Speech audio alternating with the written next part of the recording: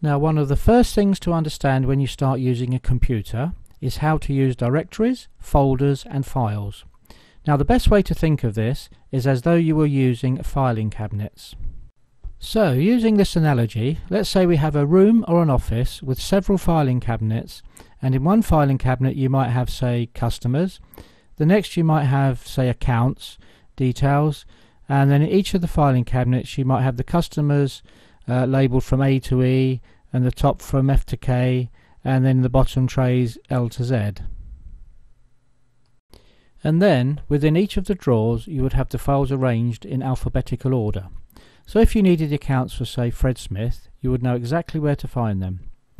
Well, in essence, that's exactly what folders and directories enable us to do on the computer.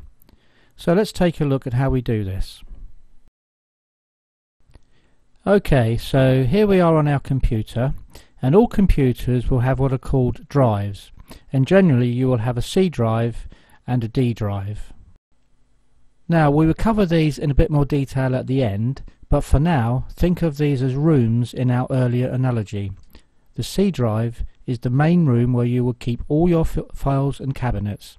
The D drive is your DVD recorder stroke player.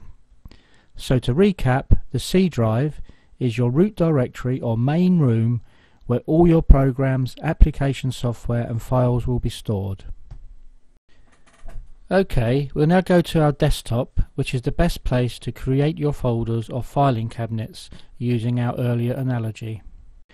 Okay, so on the desktop we can create a new folder or filing cabinet using our analogy by right clicking our mouse button while the cursor is on the desktop, and then select New and then Folder.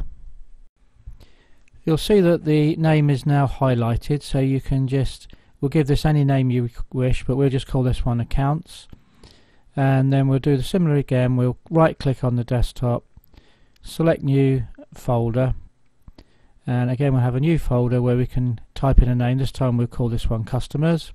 So we've got our two filing cabinets on the desktop.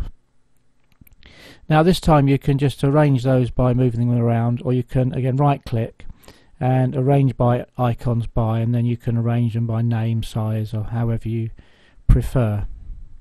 Okay, so now we can double click one of these folders and we'll create a new folder within that folder, the drawer if you like, and we'll call this file Andy as one of our customers.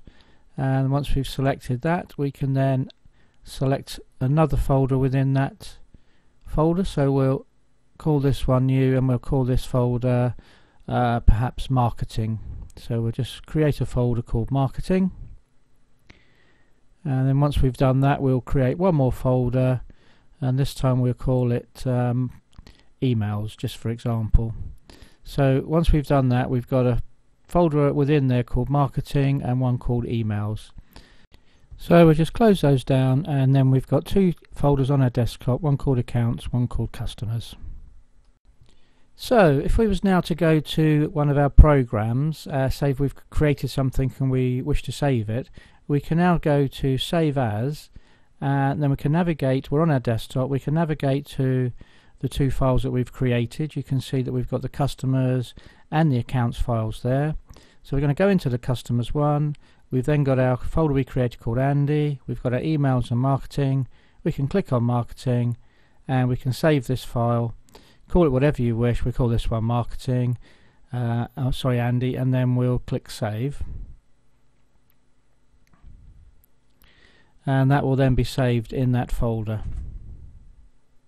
So if we go back to our desktop, there we've got our two folders. We double click the Customers, double click Andy, double click Marketing, and there we have the file that we just created saved in that location.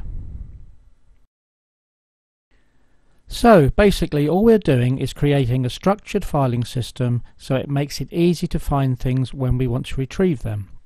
You could just put all your files in one folder, the same as you could just put them all in a big box in your office rather than a filing cabinet, but it would make finding them very difficult and time consuming. Okay, we'll just finish off now with a final explanation about drives. Okay, so going back to our earlier analogy, supposing we had our room or office and it caught fire, we now know it could be our C drive. So supposing something happened there, we might want to create another room in another building or another drive where we could keep the most important files securely, so that if anything happened to the other buildings or the other drive, we have got a copy of these ready to use. So this can be achieved quite easily on your computer. You can either have a internal hard drive installed, or these days you can buy some very powerful external hard drives that just plug into a USB port on your computer, and then you can back up your important files onto this other drive.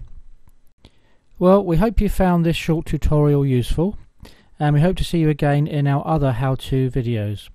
And if you haven't subscribed to these already, just go to our website at www.simpletolearn.com and click the subscribe button. We'll then make sure you receive them as and when they become available. So thank you for watching, and see you shortly.